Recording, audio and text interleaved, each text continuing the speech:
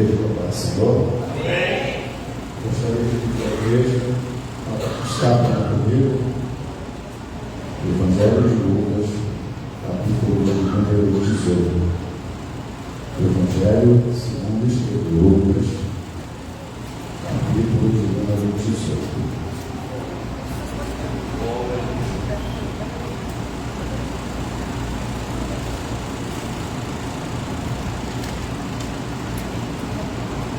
Todos acharam? Pode ser amém? Amém.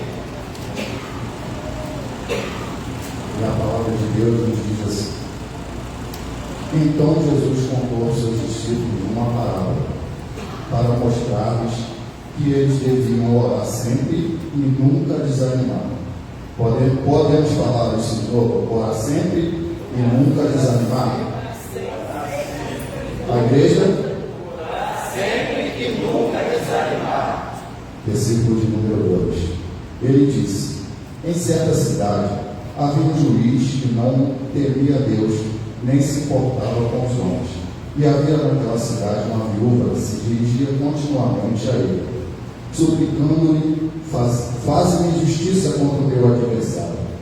Por algum tempo ele se recusou, mas finalmente disse a si mesmo: embora eu não tema a Deus. Podemos repetir? Embora eu não tema a Deus. Embora eu não tema a Deus. E nem me importe com os homens, esta viúva está me aborrecendo. Vou fazer-lhe justiça para que ela não venha mais me importunar. E o Senhor continuou: ouçam o que diz o juiz injusto. Acaso Deus não fará justiça aos seus escolhidos, que clamam a Ele dia e noite? Continuará fazendo-os esperar? Eu digo a vocês, Ele lhes fará justiça e depressa. Pode falar comigo? Ele lhes fará justiça e depressa. Ele lhes fará justiça e depressa.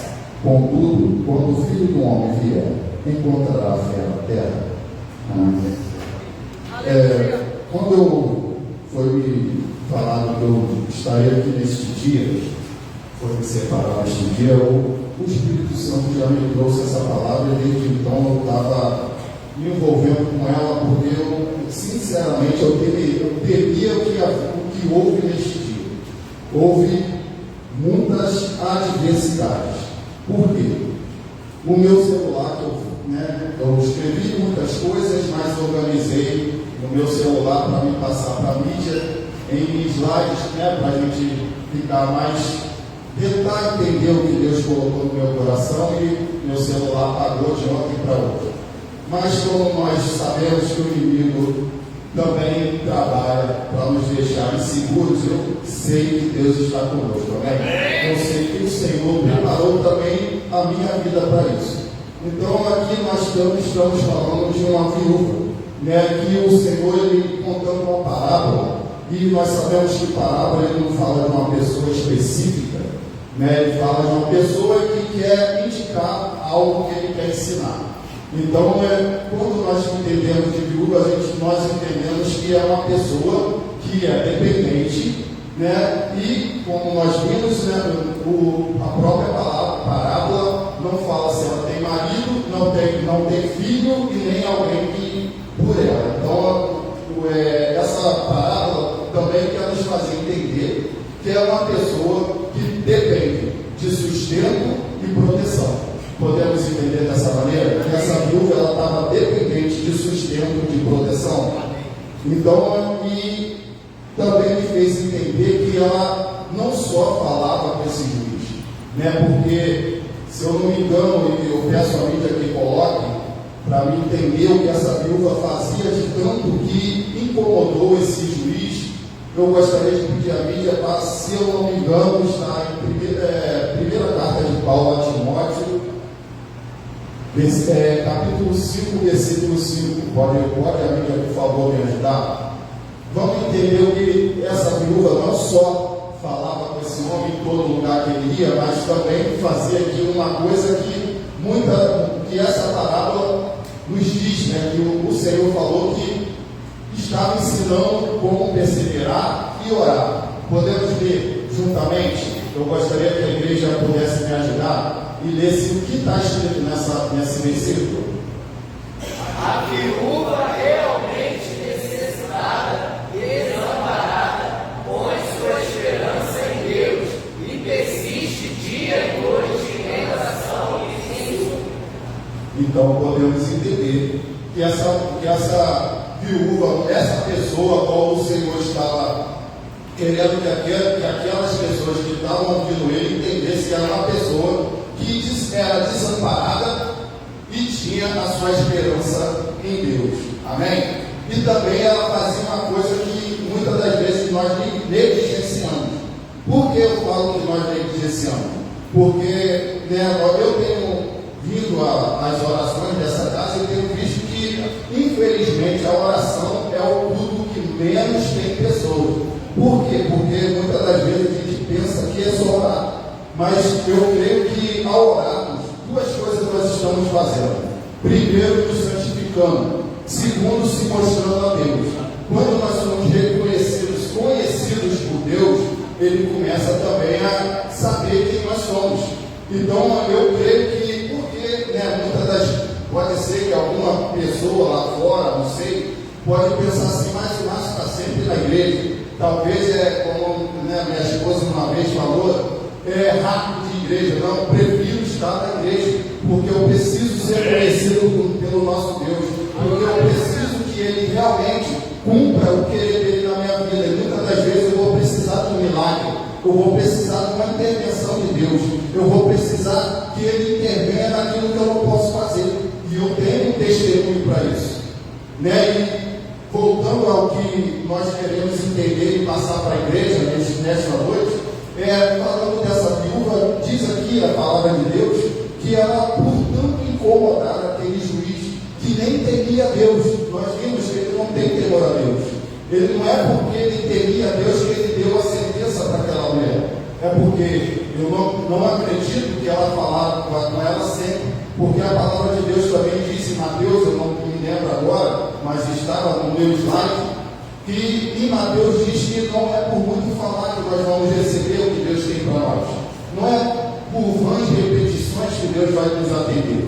E eu não creio que todos os dias ela ia lá e ficava enchendo a paciência daquele homem. Eu creio que ele ia para um lugar, porque eu entendo que naquele tempo o juizado, onde se dava a sentença, não era fixo, não tinha prédios, era em tendas. Nós sabemos disso porque viemos à escola dominical e isso nos faz entender isso. Então, onde ele ia, lá estava aquela mulher. Será que hoje vai ser julgada a minha causa? Será que hoje que eu recebo o meu milagre, a sentença que Deus tem para mim? Mas também ela fazia outra coisa, ela tinha que ir para casa.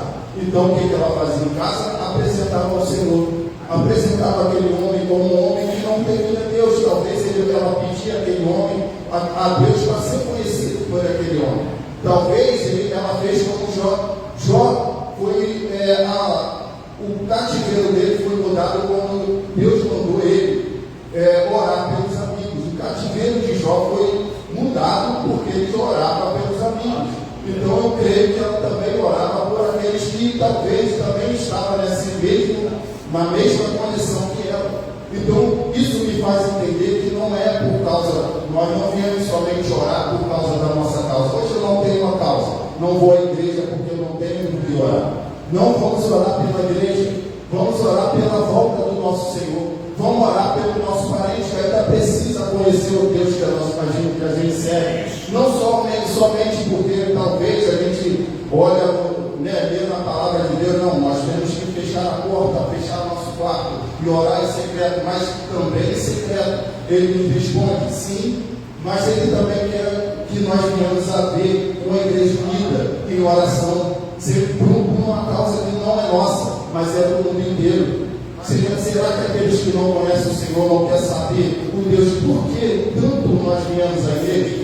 Será que eles também não podem ser alcançados não somente por uma palavra, mas por uma oração? Eu creio. Eu tenho 2 filhos que ainda não conhecem o Senhor e todas as vezes que eu posso, eu oro por eles. E eu creio que ainda verei. Pode ser que eu não veja ele entrar nessa casa, mas eu verei ele servindo a Deus que eu sigo, porque é o Deus que eu sigo. né, me concedeu o milagre de estar fora deste lugar, porque um dia eu desejei. Mas em momento nenhum vocês viram aqui, eu acho, né, triste por estar vindo à igreja e o meu milagre não ter acontecido. Talvez eu estava igual aquela mulher. Senhor, julga a minha causa. Senhor, por favor, eu preciso estar fora daqui. Minha filha precisa de um quarto. Eu preciso de uma casa maior. Senhor, se não for hoje, me diz o dia que será. O dia que eu posso receber de Ti a graça de Deus. Mas aconteceu algo com essa mulher. Talvez ela começou nessa causa com seu esposo do lado. Talvez ela começou a colocar essa causa diante de Deus e diante desse juiz que teria que julgar a causa dela com seu esposo do lado. E o que houve? Será que ela se tornou viúva no percurso? Aí eu falo que muitas das vezes o que tira muitos crentes da igreja, a adversidade. Muitas das vezes a adversidade nos tira a direção de Deus da nossa igreja. Por causa da adversidade, muitos estão lá fora. Porque talvez pensou que a igreja era só de pessoas perfeitas, que era só amor, que não era um ferro afiando o outro, como diz a palavra. Talvez aqueles que estão lá fora pensaram que nós somos perfeitos, que nós temos somente todos os dias amor para dar. E é o dia da adversidade, é o dia daquilo que não entendemos e não temos controle do que está acontecendo. Né? E eu tenho um testemunho para falar que eu saí daqui, mas a adversidade chegou à minha casa, né? Porque depois de eu concluir todo o processo, né? E estar muito alegre pelo que Deus fez de me tirar daqui, de eu ter condições de pagar um financiamento e, por incrível que pareça, no processo de eu estar arrumando minha casa, eu fico desempregado. É a adversidade. Será o que eu faço? Será que Deus errou? Será que eu fui precipitado? Será que eu tomei a decisão antes sem programar? Não, é o momento da adversidade. No momento de adversidade, Deus continua sendo Deus. Ele só quer ver como nós vamos continuar perseverando, né, no momento da adversidade. Essa mulher, ela não olhou pela falta que ela teria do lado dela. Todos nós sabemos, os alunos da escola bíblica dominical sabem que a mulher neste tempo não tinha voz. Mas se ela não tem voz, ela ainda é viúva. Não tem quem falar por ela. Ela não tem voz aonde ele está. Mas é uma adversidade que ela tem que pensar. O que é mais importante? O que mais eu quero nesta vida? É o que Deus pode fazer ou é o que eu posso fazer? Naquele momento, ela não olhou pelo que ela pode fazer. Porque a mulher ela não tinha voz. Ela era viúva e talvez não tinha quem poderia ir até aquele lugar. Ou ela não tinha dinheiro, provavelmente não, para pagar alguém para representá-la. Mas mesmo assim, na ousadia, né, na perseverança dessa mulher, ela me ensina que no momento da adversidade eu não posso esquecer que Deus é o Deus que tudo pode fazer. Esse homem que não temia Deus literalmente me diz que nada, nem ninguém pode impedir o agir de Deus na tua vida. Ele não temia Deus. Quer dizer que ele, será que foi só pela importunação ou foi pela oração que alcançou o seu coração?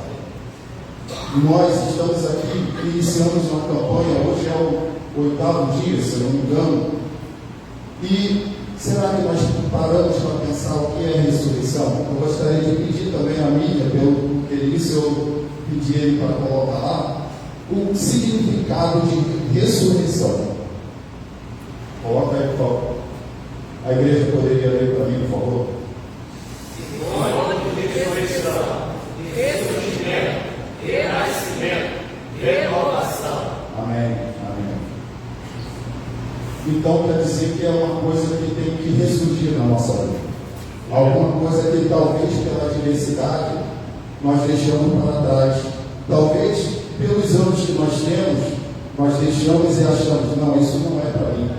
Talvez uma coisa que, uma ordem de Deus que Ele colocou na nossa vida, talvez um propósito de Deus que nós, uma palavra de Deus que veio a nós quando nós éramos jovens, talvez por uma adversidade, nós deixamos para trás, talvez nós esquecemos que Deus ainda pode nos dar aqui os nossos sonhos. Deus ainda pode fazer que os nossos projetos se renasçam, se levante novamente.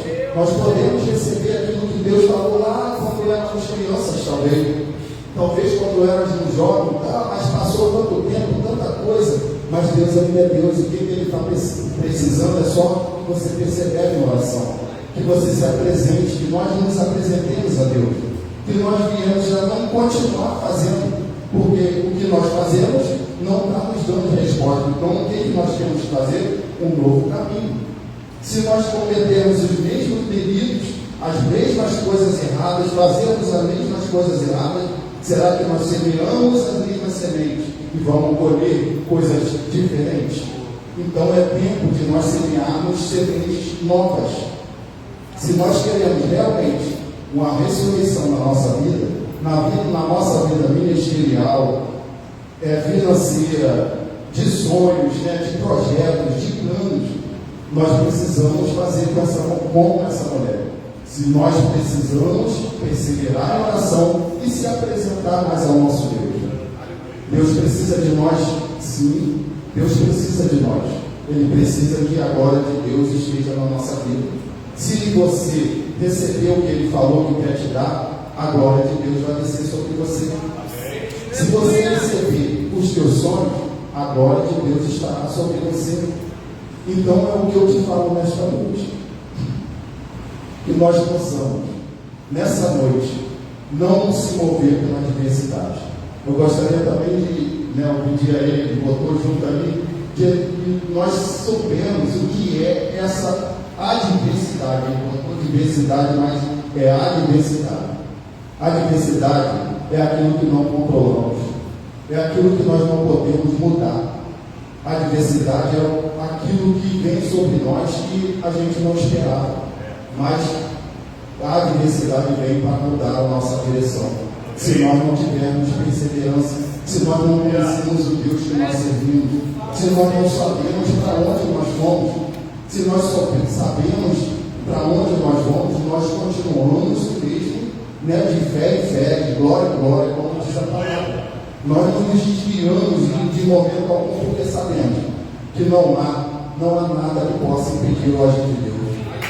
Mas se nós continuarmos perseverando, se nós não nos desviarmos porque algo saiu do nosso controle, se nós sairmos da direção de Deus, talvez porque eu não tenho capacidade.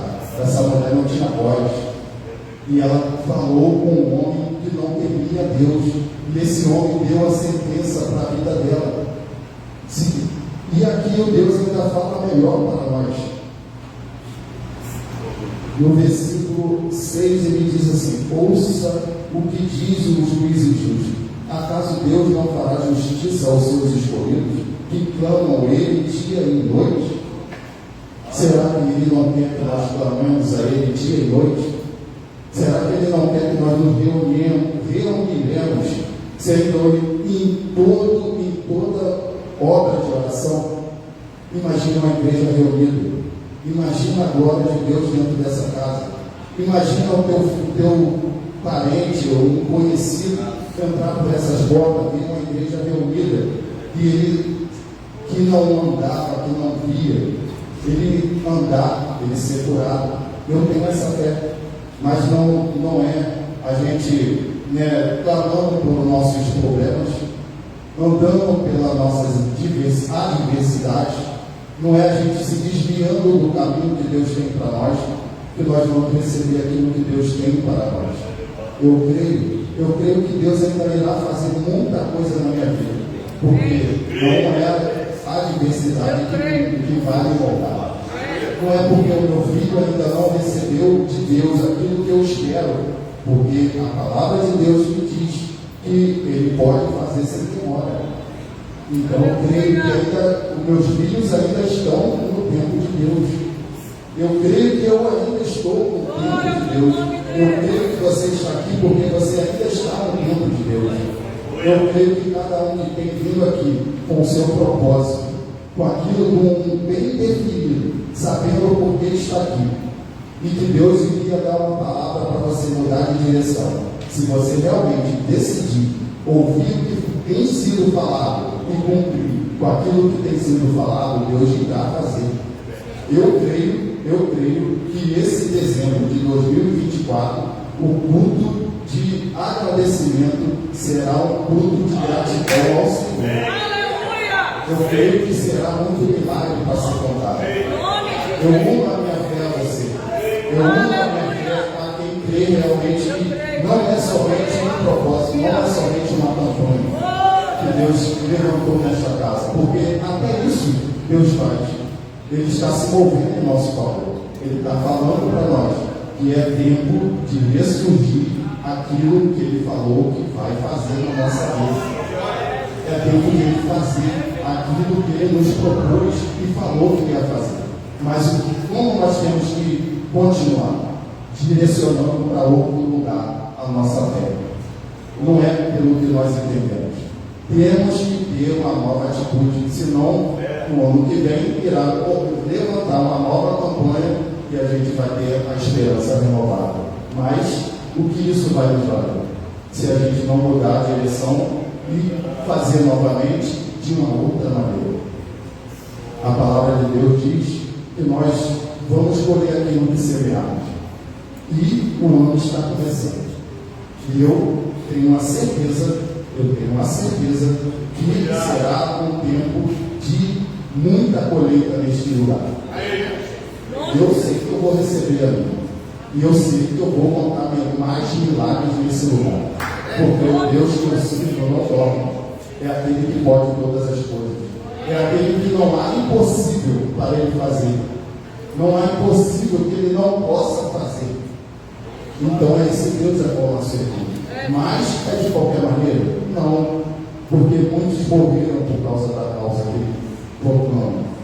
Então nós não vamos, a graça, como já foi falado nesse lugar, não é de graça. O favor de Deus não é de graça. Se nós fazemos como os escribas e fariseus, só adorar a Deus com os lábios e o nosso coração está longe, o que Ele nos fará? Ele quer o coração, Ele quer a obediência, Ele ama quem ama a palavra dEle. Mas, mais uma coisa, Deus nos deu. Meu Deus, é uma graça de Deus, é um dom de Deus que Deus nos deu nesse plano de leitura em 2 meses. 2 meses passa assim. São coisas que nós temos que agradecer a Deus. Antes era um ano, era muitas vezes, realmente, tantas coisas nós temos que fazer. Deus só pede 2 meses. 2 meses para se envolver na palavra dele. Isso para mim é uma bênção, porque eu vou ter mais 10 meses para me envolver com outras coisas, mas eu tenho que me envolver verdadeiramente 2 meses com a palavra de Deus. O dia que o pastor falar, levanta a mão quem terminou, eu quero ser um que realmente eu terminei. Ainda que seja duras penas, que às vezes realmente nós somos atarefados ou nos atarefamos, mas o tempo sempre dá para nós darmos ao Senhor. Porque eu faço isso, e eu sei, minha esposa está ali, ela trabalha, e todos nós sabemos, às vezes não tem tempo para vir, às vezes ela falta, mas ela está sempre tentando fazer o melhor. Até porque eu cobro muito isso, porque eu sei o Deus que eu sirvo. Eu sei aquele que me tirou desse lugar e está todos os dias. Mesmo eu desempregado, minhas contas estão em dia. Isso é para adorar e glorificar o nome do Senhor. Porque todo dia, todo mês, eu tenho provisão de Deus. Sabe por quê? Porque eu não me movo pela adversidade. Eu tenho sonhos. Deus me entregou planos. Deus me entregou projetos. Eu ouvi da palavra do homem de Deus que Ele faria. E eu creio que Ele vai fazer. Porque eu sei que a adversidade não vai me dizer que eu não posso. que, independente de eu estar desempregado, Deus provê aonde não tem provisão, porque Deus é a minha provisão. Eu sei que, também tenho que fazer a minha parte. Eu acredito que hoje, nesse momento mesmo, eu nessa situação, eu posso chamar o tesoureiro desta casa e falar o que eu tenho devido. Eu acho que ele não deve ter o que falar de mim. Por quê? Sabe por quê? Porque eu sei que Deus é o Deus da minha causa. Deus é o Deus da minha vida. Deus é o Deus da minha família. Deus é o Deus da minha casa. É aquele que, se eu estou de pé, se eu durmo e acordei, é porque Ele me sustentou.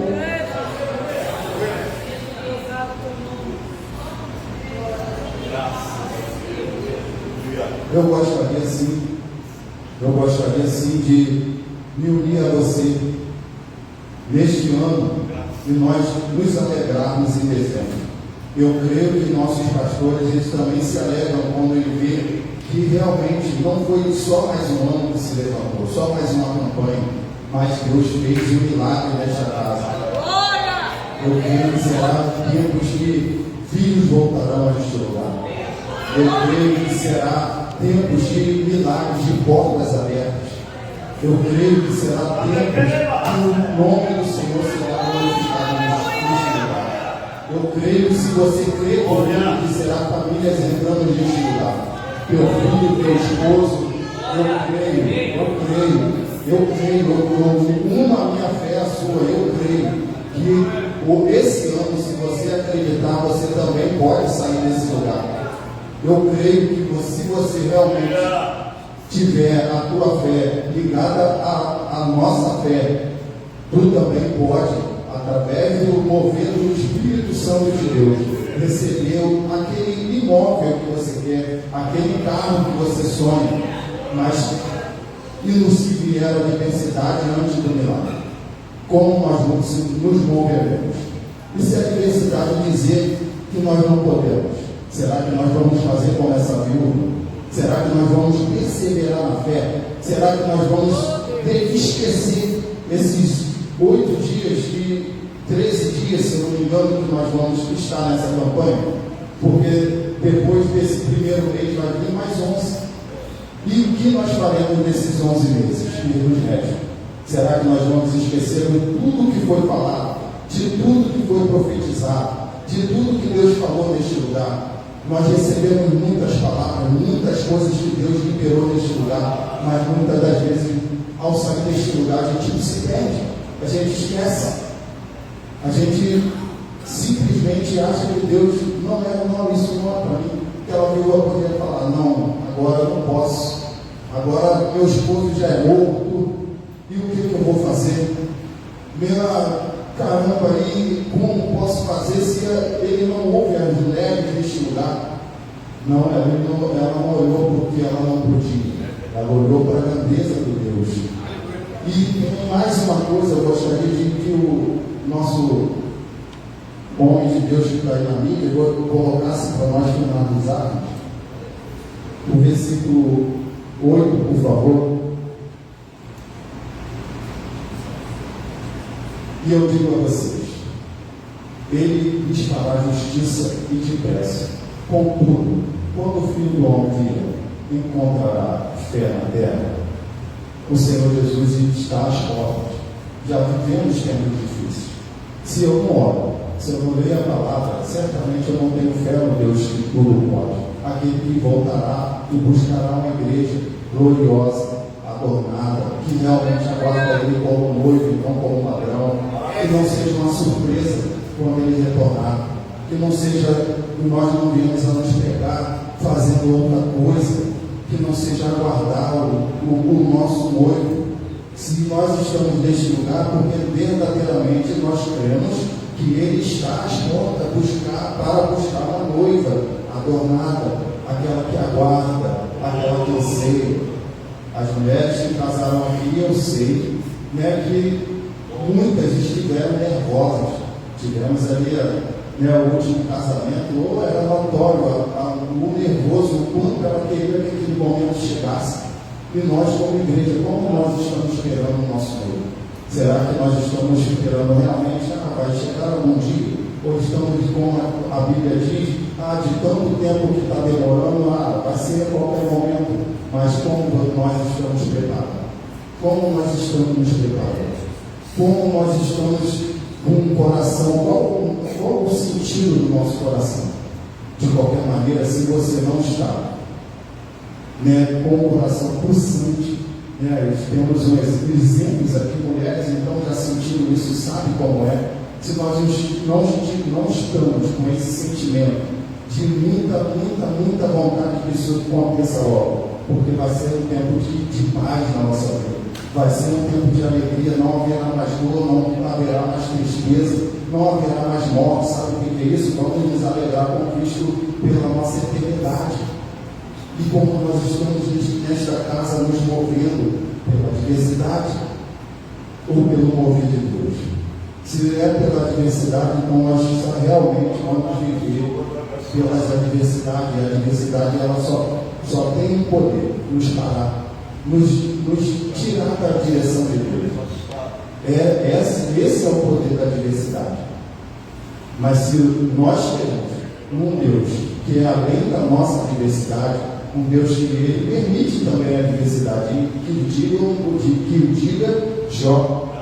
Jó ele passou por tudo, ele perdeu, ele só perdeu, ainda foi acusado porque ele perdeu. Mas, por causa da perseverança dele, Deus falou para ele que era só para ele ser conhecido. O que Deus quer de nós? Que ele seja conhecido no nosso meio, que ele seja conhecido na nossa vida, que ele seja a nossa primordial, que seja primordial, que seja prioridade. É isso que Deus nos quer. É o Deus que nos ama. Ele quer a tua fé, ele quer a tua obediência, mas também quer a vitória que se cumpra na tua vida. Ele também quer que você tenha realmente vontade de se casar com ele pela eternidade. É isso que eu quero deixar para a igreja. Que nós possamos, nesta noite, uma noite que realmente esse dia não foi fácil para mim. Foi dias difíceis, um dia trabalhoso para mim. Eu tentei realmente me estar na direção de Deus, e me colocar na direção de Deus. Talvez eu planejei de várias formas, talvez eu pensei que eu poderia estar até mais nervoso, ou talvez não consegui passar para a igreja aquilo que Deus colocou no meu coração. Mas eu creio que eu fiz aquilo que o Espírito Santo me permitiu nesta noite. Eu agradeço a Deus pela minha